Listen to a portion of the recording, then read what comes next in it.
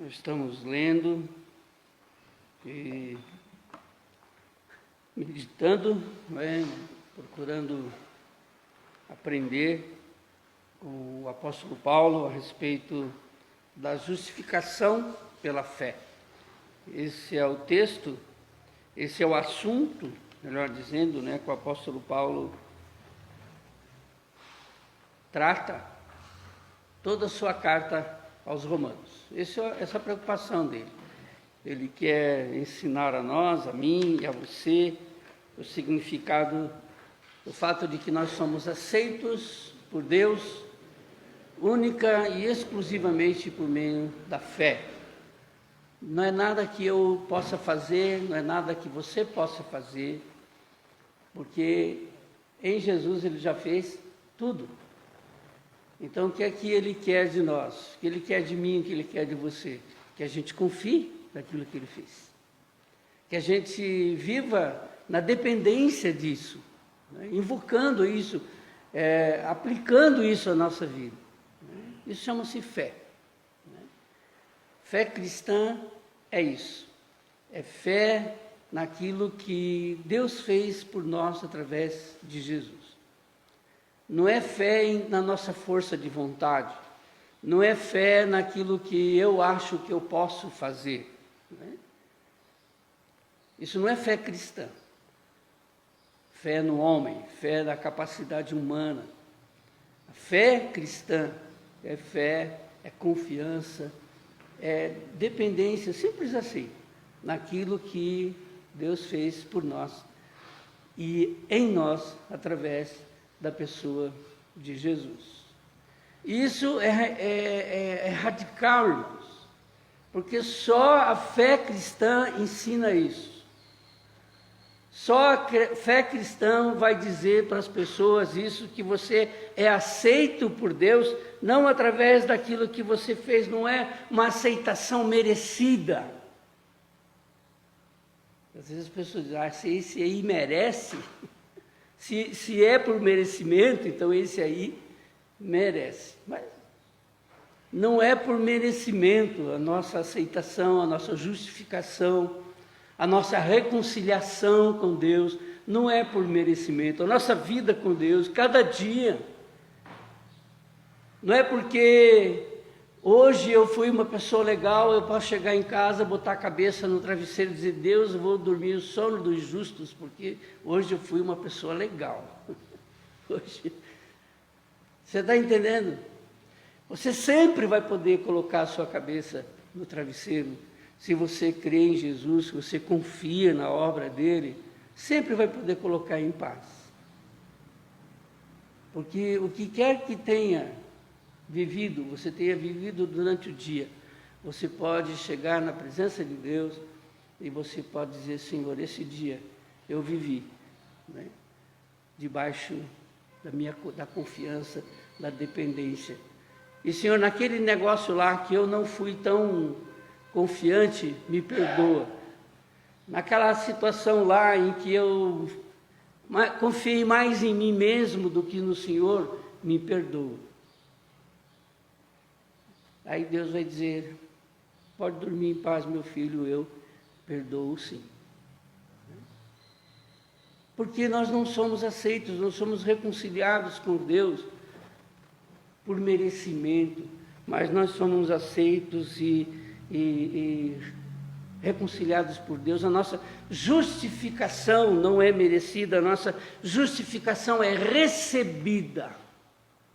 Eu recebo, Senhor, pela fé. E o Senhor pagou por todos os meus pecados, inclusive aquele que eu fiz hoje. Mas Paulo, ele tem uma preocupação. Eu lembro que estava falando sobre isso um dia, bem no início do meu ministério, porque eu aprendi essas coisas bem cedo, graças a Deus. E um dia eu estava pregando na igreja, até aqui no litoral, uma congregação que a Igreja Presbiteriana Independente tinha aqui no litoral, não era Morretes, era Antonina, se não me engano. E uma senhora depois se levantou e chegou para mim e disse, pastor, o senhor não pode pregar isso. O senhor não pode falar isso, porque quando o senhor fala isso, as pessoas vão pensar que pode viver de qualquer jeito. Elas vão pensar que não tem problema. Elas não precisam fazer o bem, elas não precisam viver uma vida, né, melhor diante de Deus, elas podem viver uma vida imoral. Pastor, você não pode fazer isso. Aí eu fui lá, além desses textos, fui lá para Romanos 8 e disse, irmãos, leia Romanos 8, verso 1 para mim. Aí ela leu, nenhuma condenação há para os que estão em Cristo Jesus. Aí eu perguntei, tem alguma coisa mais aí? Tem uma vírgula? Mais alguma coisa aí? Ela disse, tem um ponto final. Então, minha irmã, ponto final. A irmã está em Cristo. Quando eu prego isso, quando eu falo isso, irmãos, eu falo para as pessoas que estão em Cristo, que têm fé em Jesus, é para essas pessoas que eu digo, e para aquelas que não têm, para que tenham. Para que elas parem de confiar em si mesmas, para que elas deixem essa bobagem de legalismo religioso, de dizer, eu faço isso, eu faço aquilo. Aí quando acontece alguma coisa errada, diz, meu Deus, mas olha, eu dei meu dízimo lá, Deus, eu tenho ido ao culto todo domingo, Deus.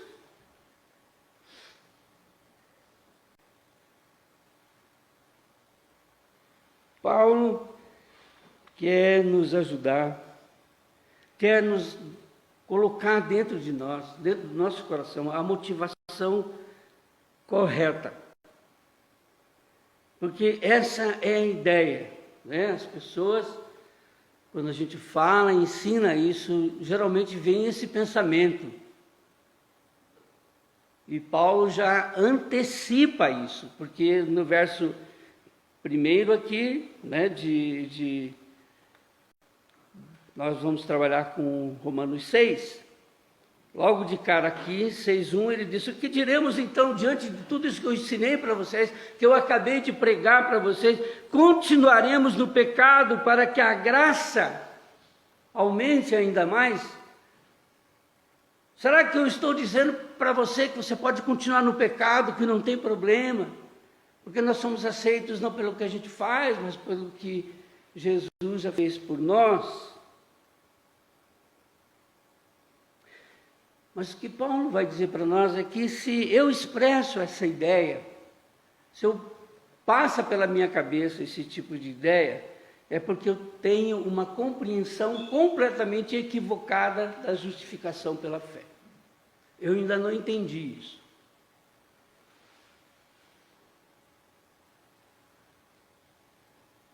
Não entendi ainda essa doutrina.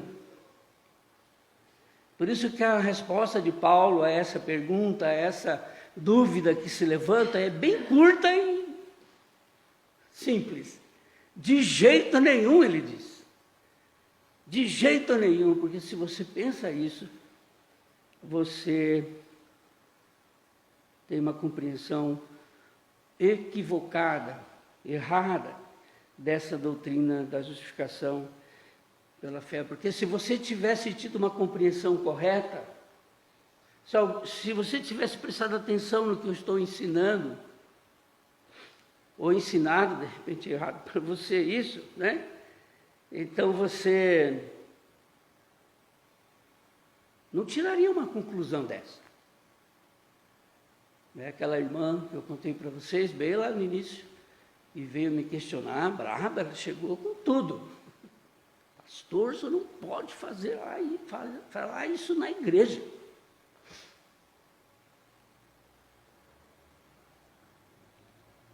Então, o que Paulo vai fazer agora aqui, nesse capítulo 6? Depois de gastar vários capítulos falando, nos ensinando a base e fundamento da justificação pela fé, agora ele vai discutir para nós, ele vai nos dar como que o Evangelho, corretamente entendido, ele conduz a uma vida santa, ele conduz a uma vida transformada, ele conduz a uma vida nova. Porque ele gastou 5 capítulos falando para nós o que é que Deus fez por nós através de Jesus, através do sacrifício do seu Filho. E agora Ele quer nos ajudar e vai nos contar e vai nos mostrar o que o Evangelho realiza em nós, quando corretamente entendido. Ele vai dizer, olha, até agora foi doutrina, até agora foram princípios, agora eu quero ajudar vocês a experimentar isso. Se vocês entenderem bem a doutrina, e tem gente que entende muito bem essa doutrina, explica direitinho, mas vai ver a vida dele. Ele não tem a experiência dessa doutrina. Ela sabe, explica tudo direitinho. Mas a experiência do Evangelho na vida dessa pessoa deixa a desejar. Porque ela é um péssimo exemplo do Evangelho. Um péssimo exemplo dessa doutrina. Então, daqui para frente, Paulo vai dizer, eu quero ajudar você, ensinar você a experimentar isso. Ter a experiência da justificação pela fé. E o fundamental, irmãos, para nós, para a nossa compreensão, como Paulo vai mostrar para nós aqui, para esse entendimento, é a expressão que está no verso 2, que nós morremos com Cristo. Ele diz, de modo nenhum.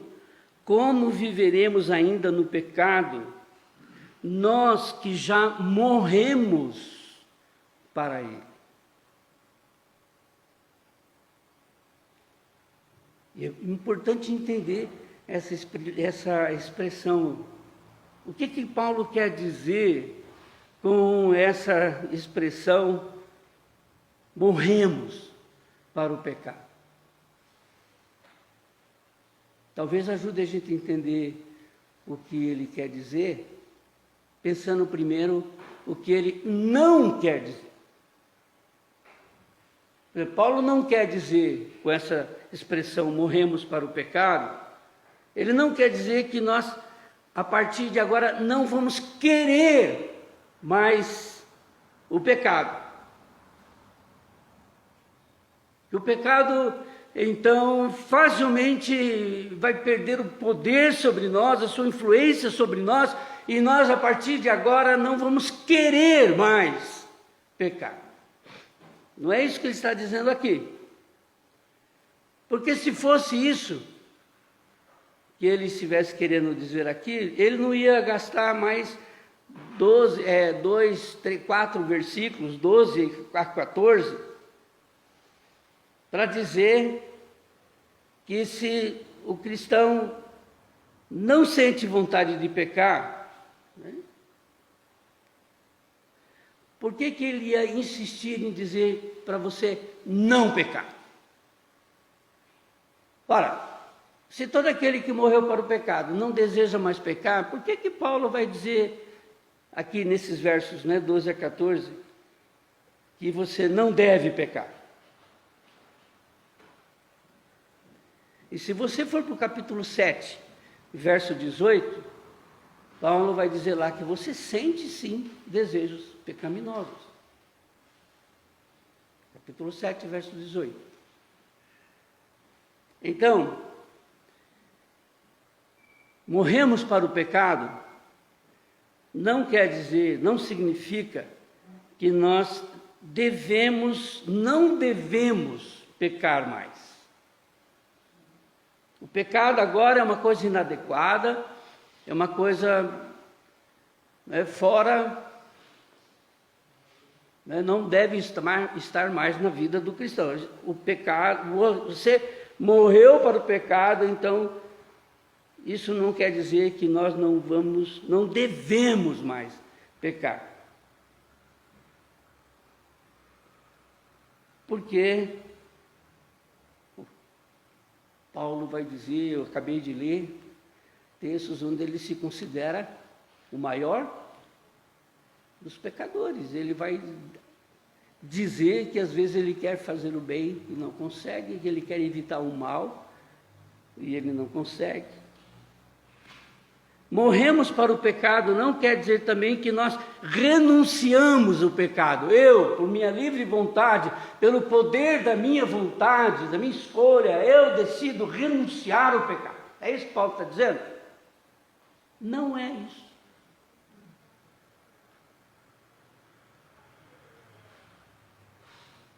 Porque não acho provável que Paulo esteja ensinando isso aqui, porque nos versos 3 a 5, o que ele vai dizer, versos 3 a 5 de Romanos 6? Que essa morte é o resultado da nossa união com Cristo. É o resultado de algo que foi feito por nós, e não de algo que nós fazemos ou fizemos. Entendeu? Quando ele diz aqui que nós morremos para o pecado, não é porque eu agora vou renunciar ao pecado, não, e por isso eu não vou mais pecar, eu considero morto para o pecado, porque a minha vitória sobre o pecado não tem nada a ver com a minha vontade. Eu não morri para o pecado porque eu renunciei ao pecado. Morremos para o pecado porque Cristo fez isso por nós. Não foi a minha vontade. Porque pela minha vontade eu não morreria para o pecado.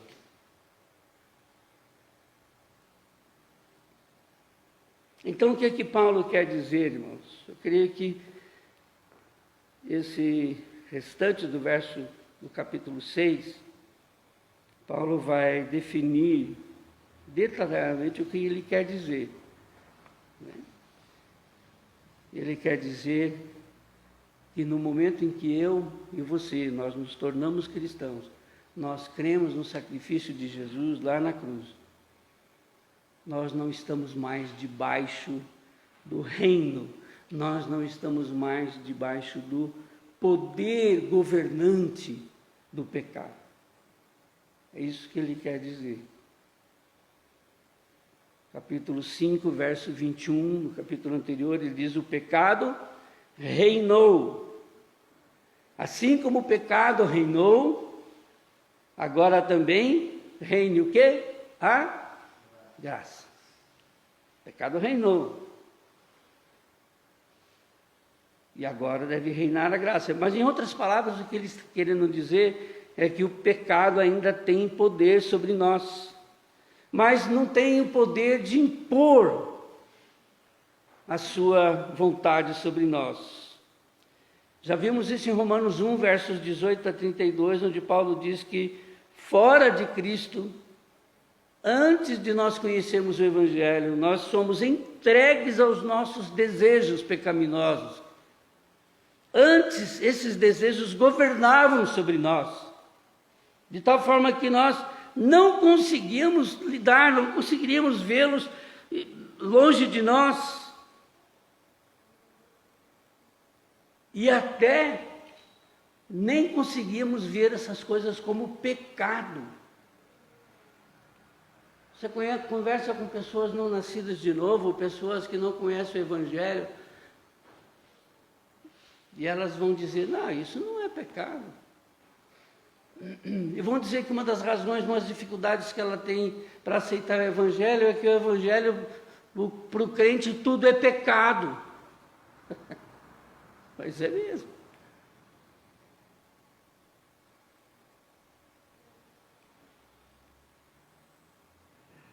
Porque antes do novo nascimento, antes do Evangelho entrar nas nossas vidas, nós não conseguimos ver uma série de condutas que a gente tem como pecado. E mesmo que a gente pudesse ver, a gente não ia conseguir mudar. Não ia conseguir resistir a esse pecado. Então, Nós estávamos debaixo do controle do pecado. Agora, no entanto, o pecado não tem mais como nos dominar. Agora somos capazes de resistir e de nos rebelar contra o pecado. Há um novo poder em operação na nossa vida, nos governando. Paulo, escrevendo aos Colossenses, capítulo 1, verso 13, vai dizer que Ele nos tirou do domínio das trevas e nos transportou para o reino do Filho amado. Ou como lá em Atos 28, verso 18, Paulo diz que o Evangelho vem para que as pessoas possam abrir os olhos, tenham os seus olhos abertos, a fim de que se convertam das trevas para a luz, do poder de Satanás para Deus.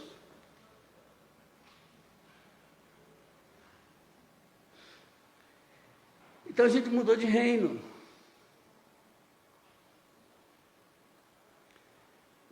Talvez uma ilustração aqui possa ajudar você. Eu gostei dessa ilustração, né? Tim Keller conta, no comentário que faz do livro de Romanos, eles imaginem um reino, um país que está sendo dominado por forças terríveis, que ameaçam destruir esse país. São ideologias, são práticas, né? Ideias, que vão contra tudo que é certo, vai destruir essa nação. Aí o exército diz, não, peraí, isso não vai acontecer aqui. E o exército se levanta e combate esses inimigos. E eles têm que, de alguma forma, abandonar os seus postos de mando, e de governo, e de influência, e tem que fugir. E eles fogem, e eles vão para as matas, e lá se organizam em guerrilhas, e volta e meia voltam a atacar o poder central, porque eles querem retornar ao poder, eles querem aquilo que eles idealizavam, a destruição daquele país, fosse levada mesmo adiante. Então eles não dão trégua, eles continuam atacando, e o exército, né, o poder governante, insiste em sempre rechaçar, sempre. Mas esses inimigos continuam vivos. E eles sempre tentam voltar.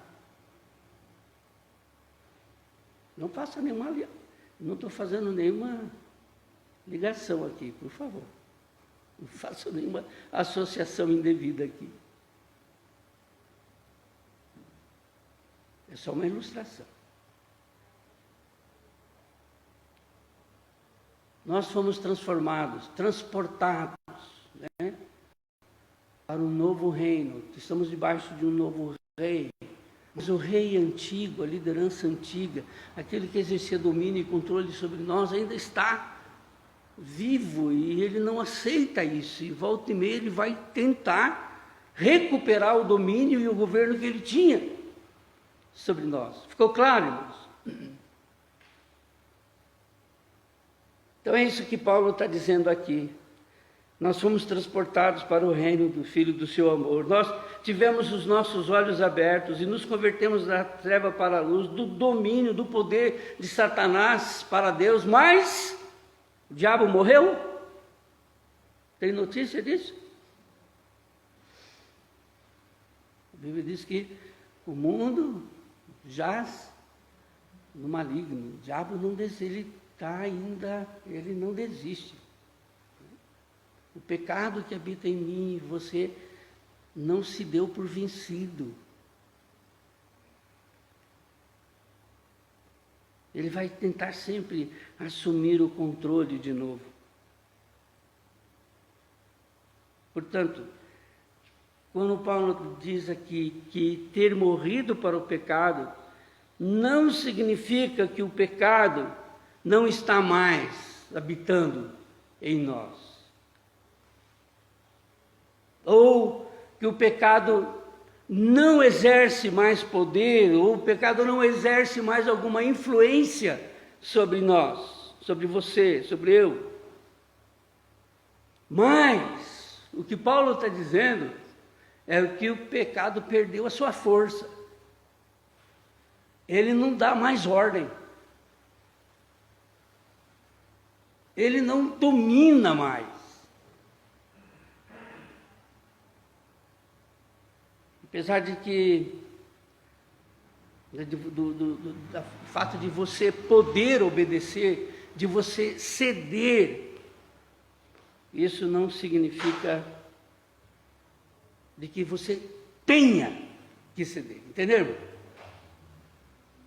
Eu posso ceder o pecado, eu posso, de alguma forma, eu tenho o poder de deixar que ele se manifeste, mas isso não significa que eu tenha que fazer isso. Por isso que Paulo vai dizer: você morreu para o pecado. O pecado pode estar morto para você. Como é que ainda, diz ele, no verso 2, como é que ainda eu vou viver no pecado? Se Deus, pela sua graça, deu a mim e a você o poder de resistir ao pecado.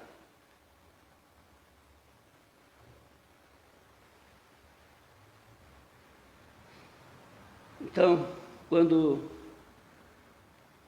Paulo fala sobre isso, ele quer me ajudar e a você também sobre como e quando nós morremos para o pecado. Quando foi isso? Verso 3.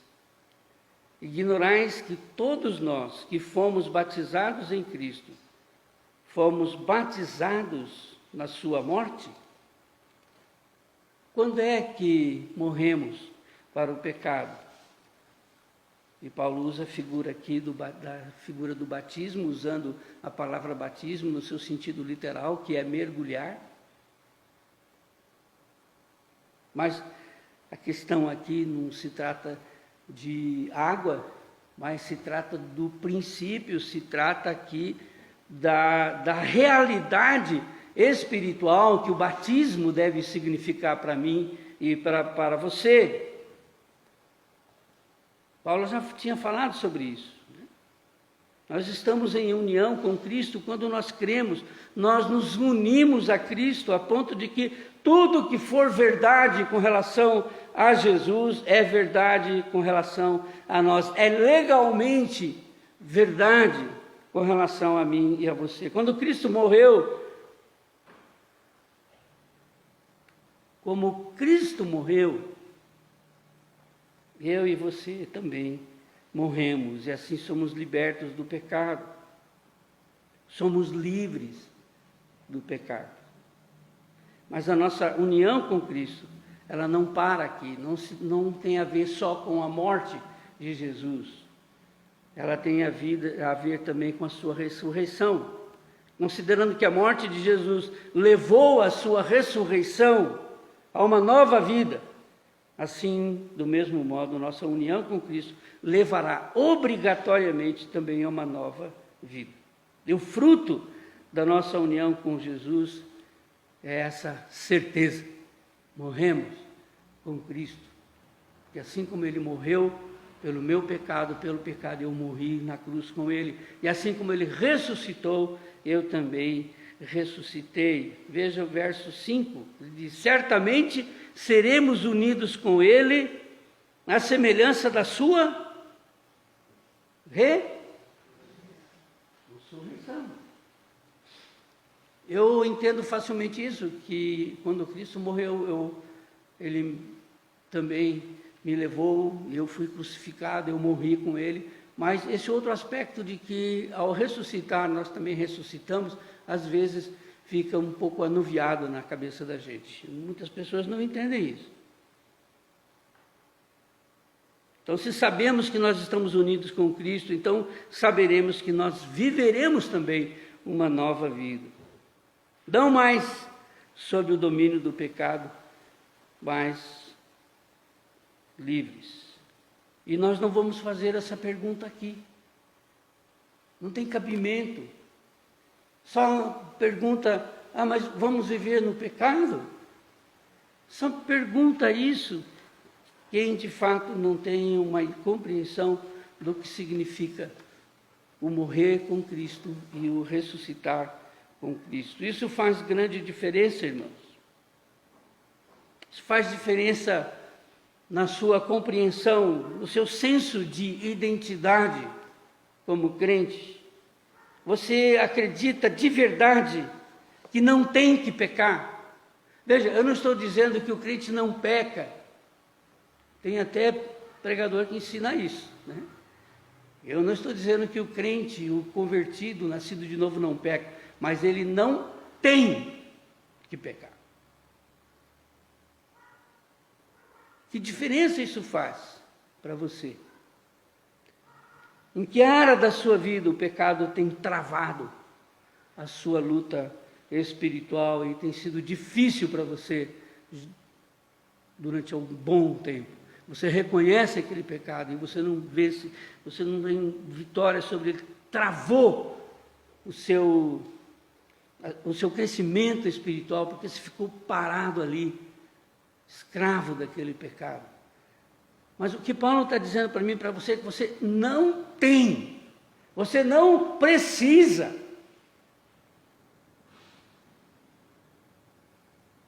Porque o resultado da nossa união com Cristo, na sua morte, é que nós devemos fazer o quê? Verso 11. Considerar-nos o quê? Mortos para o pecado, mas vivos para quem? Para Deus. Veja. E isso é resultado, não de força de vontade minha, isso é resultado de algo que me é colocado à disposição e diz, olha, está aqui. Você não precisa, mas viver para o pecado, porque você morreu para o pecado, aceite isso, creia nisso. E agora você vive para Deus. Pela sua própria força, pela sua própria energia, porque você decidiu isso, eu resolvi que vou viver para Jesus. Não! É em Cristo Jesus que isso acontece. Por isso, às vezes eu digo, né, que a vida cristã, ela não é difícil. Eu digo que ela é impossível. Viver como Jesus viveu é impossível para mim e para você. Mas se Ele quiser, e se Ele vem viver essa vida através de mim, através de mim, aí muitas coisas são possíveis. E para Deus não há impossíveis. Eu sou capaz de amar o meu inimigo, não é isso? O texto que nós lemos. Jesus não teria dito essas coisas aqui, de amar o inimigo, né, de fazer tudo aquilo. Lembra o texto que nós lemos no início do culto? De perdoar. Perdoar. Se Jesus não habitar em mim, não habitar em você, a gente não perdoa não, a gente quer vingança. A gente quer retribuição, a gente quer ver o inimigo estribuchando na frente da gente. Amar quem puxa o tapete da gente, quer tomar o seu emprego, isso só é possível se o amor de Deus for derramado no nosso coração, né? Então, posso agora, é uma situação que eu posso tomar posse, né? Porque esse estar morto para o pecado, irmãos, esse não servir mais o pecado, é um privilégio, é um ato legal, é uma coisa que Deus coloca à minha disposição e diz, você pode usar ou não, mas use. É como se alguém depositasse uma grana boa, né, para você, mas só estaria disponível se você fosse lá, né, no banco, se identificasse, dizendo, eu sou, né, esse valor foi, né, depositado aí, eu sou, né, o fiel depositário disso, eu vim resgatar. Mas enquanto você não fizer isso, aquele dinheiro fica lá. Legalmente é teu, está lá. Mas você precisa crer que de fato isso aconteceu.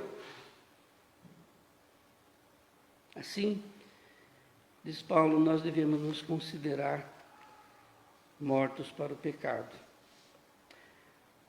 E eu estou usando bastante o Tim Keller aqui, porque é um dos comentários de Romanos mais preciosos que eu já li até hoje. Eu já li vários. E ele usa uma ilustração que eu descobri que é verdade também no Brasil. Fui pesquisar e vi que a mesma coisa aconteceu no Brasil como aconteceu lá nos Estados Unidos, que foi a libertação dos escravos. Até aqui no Brasil, isso está registrado num livro, o Dicionário da Escravidão e Liberdade, da editora Companhia das Letras, que diz que escravos, né, mais experientes escreveram uma carta, mandaram para Rui Barbosa. Rui Barbosa a gente sabe quem é, né? Contemporâneo dessa época, né, da libertação dos escravos. E um parágrafo dessa carta, endereçada por um grupo de escravos para Rui Barbosa, dizia o seguinte: nossos filhos jazem imersos em profundas trevas. É preciso esclarecê-los e guiá-los por meio da instrução. Por que essa carta segue? Mas por que ele está falando isso para Rui Barbosa? Porque após a lei áurea ser decretada, muitos escravos continuaram se relacionando com os seus senhores como se ainda fossem escravos. E o camarada explorava, o camarada exigia, e eles abaixavam a cabeça e faziam. Porque alguns deles, porque não entenderam o alcance da lei, né, que foi promulgada. Eles não tomaram posse da lei, e por isso aceitavam que os seus senhores continuassem tratando a eles como escravos, quando eles não eram mais.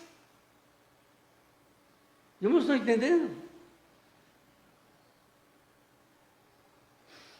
Deixavam-se ser explorados, né, pelos seus senhores, obedeciam sem nenhum questionamento, explorados.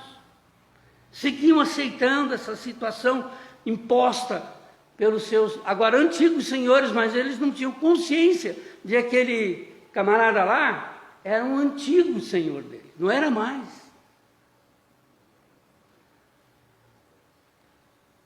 Mas você pode ainda ser escravo na prática, mesmo que não seja mais no sentido legal.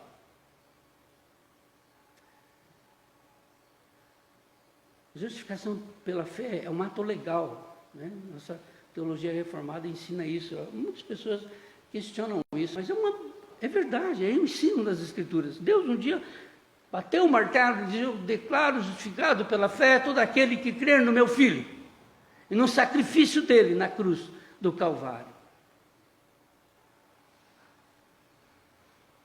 Deus nos diz que por intermédio, né, aqui da sua palavra, que se nós estamos em Cristo, nós estamos livres de Adão, não somos mais servos da natureza adâmica que habitava em nós, não estamos mais debaixo do reino, não estamos mais debaixo do governo do pecado. Se eu cair em pecado, irmãos, como acontece muitas vezes, é porque eu não percebi quem eu sou. Porque eu não estou tomando posse, eu não estou me apropriando daquilo que eu sou em Cristo Jesus. E muitas vezes eu peco, é por causa disso. há muitos anos atrás, como disse para os irmãos, né? Caiu um livrinho nas minhas mãos, e foi uma bênção, tem me ajudado na minha caminhada com Jesus desde aqueles dias, né? Pastor Oswaldo Emerick, era pastor da igreja naquela época, e primeira igreja de Curitiba. Ele pegou um livrinho e disse: leia esse livrinho. Era um livrinho mesmo, chamado Crer é Também Pensar, de John Stott. Um dos primeiros que foi traduzido aqui no Brasil em português. E sabe o que John Stott diz lá? Exatamente isso que Tim Keller está dizendo para mim e para você. Ele diz: temos que considerar não somente o que deveríamos ser, mas também o que pela graça de Deus já somos. Já sou, mas às vezes eu não tenho consciência disso. E eu continuo baixando a cabeça para o meu Senhor, cedendo à vontade do diabo, cedendo à vontade da natureza pecaminosa, porque eu não sei mais, eu não sou quem sou, eu não tomei posse da minha nova natureza em Cristo Jesus. E ele diz: devemos constantemente nos lembrar do que Deus já fez por nós e dizer a nós mesmos, Deus uniu-me com Cristo na sua morte e ressurreição, e assim acabou com a minha velha vida e me deu uma vida completamente nova em Cristo. Adotou-me na sua família, me fez seu filho, pôs em mim o seu Espírito Santo, fazendo do meu corpo o seu templo, a sua habitação. Também tornou-me seu herdeiro e prometeu-me um destino eterno consigo no céu. É isso o que ele fez em mim e para mim. É isso o que eu sou em Cristo. Ele segue. Paulo não se cansa de nos incitar que deixemos nossas mentes pensar nessas coisas. Diz ele várias vezes, seguidas vezes: quero que saibais, diz ele, porque não quero, irmãos, que ignoreis. 10 vezes, 10 vezes, aqui em Romanos e aos Coríntios, Paulo fala sobre isso, né? E faz essa pergunta: não sabeis? Você não sabe disso? E é porque você não sabe disso que você passa pela tua cabeça esse tipo de pergunta: vou viver no pecado? Vamos continuar pecando? Vou continuar nessa miséria? Pecado dominando a minha vida? E ele finaliza dizendo: a intenção do apóstolo Paulo com essas questões, né? Vocês não sabem. A intenção dele é que falemos entre nós sobre elas, até o ponto em que se apoderem das nossas mentes e moldem o nosso caráter.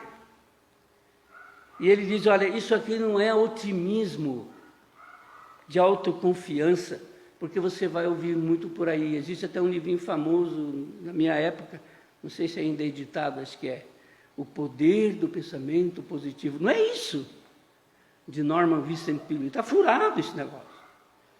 Não é disso que a palavra de Deus está falando, porque esse pensamento, né, poder do pensamento positivo, ele quer que você acredite que é uma coisa que na verdade você não é. Fazer de conta que somos algo que não somos. Mas o método de Paulo, ao ensinar essas coisas para mim e para você, é nos lembrar do que nós realmente somos. Porque assim nos fez Deus em Cristo. Deus nos fez assim em Cristo. Não foi a minha força de vontade que faz isso. Não é. Eu só tenho que crer que de fato Deus fez isso. E começar a viver à luz disso. É saber, é lembrar, é pensar essas coisas. Saber e lembrar o quê? Isso que John Stott está dizendo aqui, e que Paulo está dizendo. Fui comprado com o sangue de Cristo. Eu não vou pedir para você repetir. Fui comprado com o sangue de Cristo. Se nós nos lembrarmos disso, nós não vamos agir como se nós pertencêssemos a nós mesmos. Se eu fui comprado com o sangue de Cristo, eu não tenho direito de fazer o que eu quero. Eu não tenho direito, sabe, de governar a minha vida. Eu não tenho mais o direito de agir como eu penso, como eu acho. Eu tenho um novo Senhor agora, que não sou mais eu. Não é o pecado, não é o diabo. Saber, lembrar, pensar o quê? Fui liberto do domínio do pecado. Isso que Paulo está dizendo. Isso significa que o Espírito de Deus está dentro de nós. E embora o pecado possa parecer poderoso demais para que nós lhe ofereçamos resistência, não é esse o caso. Nós somos filhos de Deus. E podemos exercer nossa autoridade sobre os nossos desejos pecaminosos. Saber, lembrar e pensar, fui salvo por Cristo. Fui salvo por Cristo para que não pecasse. Sabia disso? Fui salvo por Cristo especificamente para que não pecasse. Tito, capítulo 2, verso 14. Cristo se entregou a si mesmo por nós para nos remir de toda maldade e purificar para si um povo todo seu, um povo consagrado às boas obras. Não se impaciente, estou terminando. Mas é importante lembrar vocês. Fui salvo por Jesus, especificamente para que não pecasse, para que vivesse uma vida santa. Ele se entregou por mim, diz Paulo. Ele se entregou a si mesmo por nós, para nos remir, para nos libertar de toda a maldade e purificar nossas vidas, limpar as nossas vidas. O sofrimento de Jesus, a tortura de Jesus, tudo aquilo que ele sofreu por mim lá na cruz, quando eu cedo ao pecado, eu estou esquecendo disso. Eu estou sujando um coração pelo qual Jesus derramou seu sangue para limpar. É isso que nós cantamos. Mas quando eu peco, estou sujando esse coração lavado pelo sangue de Cristo. Vou fazer isso? Vou viver no pecado? Não! Como posso pensar uma coisa dessas? Vou menosprezar o propósito da dor de Jesus, do sacrifício de Jesus, da morte de Jesus, do objetivo do seu sofrimento lá na cruz, que é resgatar e trazer e formar um povo que seja exclusivamente seu, zeloso de boas obras.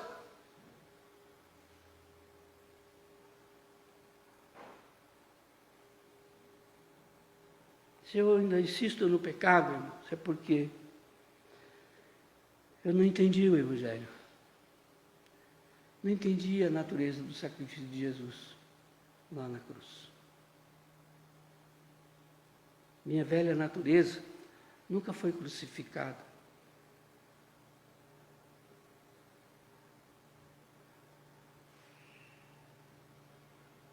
Eu quero terminar lendo para você o verso 13.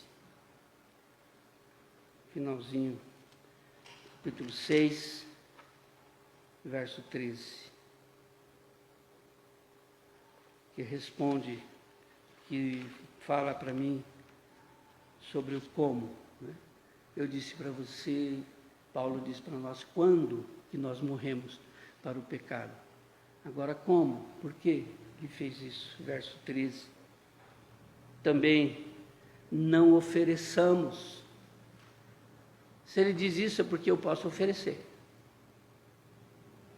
Também não ofereçamos os membros do corpo ao pecado como instrumentos de injustiça, mas como pessoas que passaram da morte para a vida, que morreram para o pecado, ofereçam a si mesmos a Deus e ofereçam os seus membros a Deus como instrumentos de justiça, porque o pecado não terá domínio sobre vós ou sobre vocês, pois vocês não estão debaixo da lei, e sim da graça.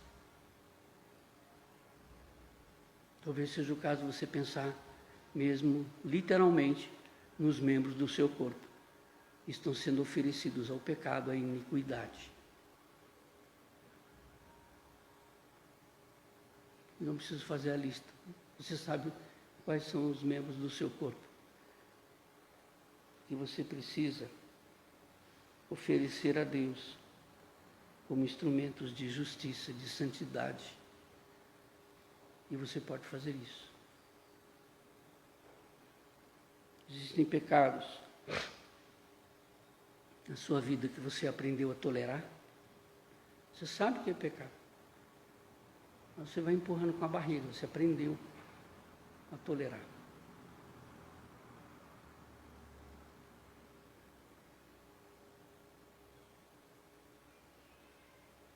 Como seria oferecer positivamente cada parte do seu corpo, do seu caráter, da sua vida para a justiça? O que é que você vai fazer para saber com mais clareza a singularidade da morte de Jesus por você? Mas eu acho não. Se não fosse assim tão poderoso isso, Paulo não falaria aqui, e tantos autores que nós lemos falam sobre isso. Você precisa pensar, você precisa realmente tomar posse daquilo, ou de quem você é, ou de quem Jesus fez, para que você pudesse ser, de fato, uma nova criatura. Um dos recursos mais interessantes que eu encontrei uma vez, e sempre que posso compartilho com alguém, é uma lista de coisas que são verdades porque Cristo está em mim, e de coisas que são verdades porque eu estou em Cristo. Em Romanos está cheio. E ler essas declarações, como diz Timóteo aqui, como diz Paulo, como diz o Tim Keller aqui, como diz o Stott aqui, é boa teologia. Pega essas declarações que são verdades a respeito de você, porque você está em Cristo. E pegue as declarações que são verdades, porque Cristo está em você. Eu em Cristo, Cristo em mim, são dois lados da mesma moeda. Né? Eu posso ser aquilo que Cristo quer que eu seja, porque Ele está em mim. Se você quiser cópia dessa lista, né, de declarações, eu já tenho compartilhado com alguns. Pede para mim, eu mando para você no teu WhatsApp. Cabe direitinho lá no WhatsApp, né, está em PDF. Eu desafio você a começar a fazer essas declarações todo dia. No começo do dia, no final do dia, ou seja, que momento for que você se sentir fraco, você sentir que o pecado vai tomar conta, e você fazer essas declarações. Foi muito bom quando nós descobrimos isso, eu descobri isso. Eu e a Lúcia usávamos muito isso, numa época bem complicada, difícil, de lutas na vida. Eu lia para ela lia para mim. E eu dizia, em vez, o texto lá diz eu sou, eu dizia para ela, você é. E ela lia para mim, você é. E quando eu terminava, a gente terminava acreditando que realmente era. Porque é a palavra de Deus, Deus não mente. Quando Deus diz que eu sou, é porque eu sou mesmo.